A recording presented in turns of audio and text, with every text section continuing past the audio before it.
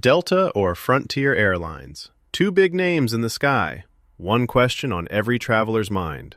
Which one really delivers? On the left, Delta, full-service comfort and global reach. On the right, Frontier Airlines, ultra-low-cost fares where you pay only for what you use. Let's skip the buzzwords and see how these airlines really stack up. Each category earns points, and at the end, you'll know exactly who takes the top spot, and the winner might just surprise you. Okay, before we get into the nitty-gritty, here's a quick mind map of what we're comparing. Price, of course, all those sneaky fees and extras, network and route options, actual comfort and amenities on board, reliability and on-time performance, and, loyalty points and perks. Let's hit each of these and see what's up. All right, starting off with price. Delta first. So yeah, they've got transparent pricing, which I respect, and you do get deals here and there. But let's be real, they're usually at the top for average fares. Not cheap, that's for sure. Now, Frontier. Wow, if you care about base airfare alone, this is the spot. I mean, they are consistently the lowest. It's honestly wild how cheap you can fly. But, and here's the catch, you gotta factor in those add-ons because it gets sneaky. Still, if we're talking lowest ticket price, Frontier's got it, hands down. Next up, fees and extras, which in my opinion can totally make or break your travel experience. So with Delta, most of those basics, carry-on, picking a seat, even little snacks, they're included. I actually appreciate how upfront they are about it. But if you want to check bags and you're not elite, it can get pricier. Now, Frontier, you start with a personal item and that's about it. Anything else, even water, you're going to pay for it. Like seriously, snacks, a real carry-on, picking your spot, it'll cost you. If you fly bare minimum, cool. But as soon as you want more, fees pile up crazy fast. Honestly, in this category, Delta just feels way less stressful. Let's talk about network and where you can actually go. Delta first. If you want options, this is it. Their route map is huge, like global, major airports, tons of destinations.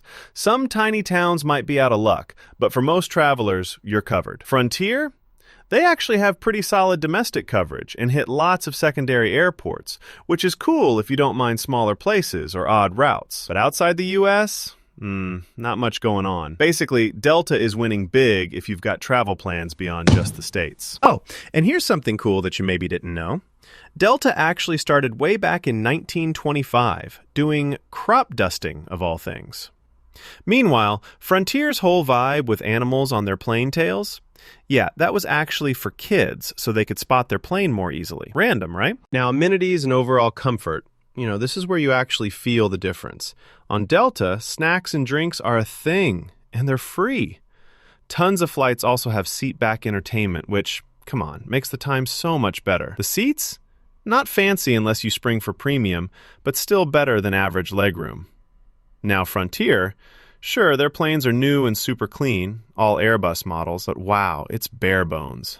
No free snacks, drinks, or screens. And seating? Pretty basic, less legroom, not what I'd pick for a long trip. So, if comfort matters, Delta is the obvious move. Reliability and on-time performance is huge, especially if you've got connections or tight schedules. Delta has a real rep for being on time and managing delays well. Sometimes big hubs get bogged down, but overall, you can trust their ops. Frontier, they do fine, mostly because they're point-to-point and not a giant connecting network, so there's less moving parts. But, and here's the thing, if something does go wrong, they've got fewer backup options. Smaller fleet, fewer flights, Delta definitely comes out ahead here. Finally, loyalty and those sweet frequent flyer perks. Delta goes big here. The Sky Miles program is legit. You can use points with global partners, and if you hit Elite, you get upgrades, lounges, the works. Downside?